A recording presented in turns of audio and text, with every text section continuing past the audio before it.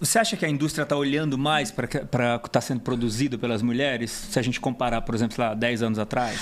Eu tenho uma noção muito assim boa, porque eu entrei no mercado nessa época, eu acompanhei a virada. E aí eu fiquei acompanhando tudo muito de perto. Então, eu vou falar assim, que quando eu comecei, antes da Teta Racional, quando eu fui lançar esse livro, não tinha nada disso. Estava começando a quarta onda feminista, mas ainda muito suave. As editoras não queriam saber de história nenhuma.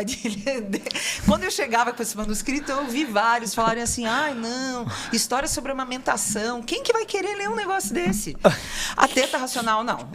Uma editora falou, a gente vai publicar seu livro, se você quiser, tal, mas tem que trocar o nome. Tem Seios Racionais, alguma coisa mais bonita. Que eu sempre brinco, o cara quer aquela coisa bonita, os seios racionais. E eu falava, mas é teta mesmo, aquela coisa caída, borrachuda, pingando leite. Não é para ser sexy, né? Então, eu peguei esse mercado totalmente, vamos dizer, sem noção. Acho que seria uma boa palavra para definir. E aí, de repente, eu comecei a sentir, né? Comecei a ir para as feiras, né? Fui lançando os outros livros e eu vi. Falei, nossa, tem um monte de mulher chegando, tem um monte de mulher chegando. E aí, aconteceu uma coisa bonita, que as editoras começaram assim, nossa, a gente precisa preencher o nosso catálogo meio a meio. Tá pegando mal ter só homem no catálogo. É um ponto aqui interessante da gente pensar que a gente tinha mais ou menos, se não me engano, eram 73% dos livros publicados no Brasil eram de autores homens. E os personagens protagonistas, assim, beirando a mesma coisa, tipo 80%. Então, era um negócio avassalador a diferença. Mas o que foi muito legal é que não foram, na verdade, só as editoras que começaram a procurar esses livros. Aconteceu um movimento contrário, e isso foi bonito. O público começou a cobrar.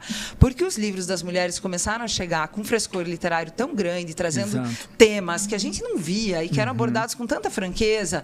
Né? Então, por exemplo, Dom Casmurro é um livro maravilhoso, mas também seria interessante a gente conhecer essas histórias de adultério por uma Capitu da vida, num outro livro, ou histórias de estupro, ou histórias de abuso que não existiam e começaram a vir na voz das mulheres. E aí eu via o leitor, né, e as editoras falando, não, o público quer, o público está pedindo vocês.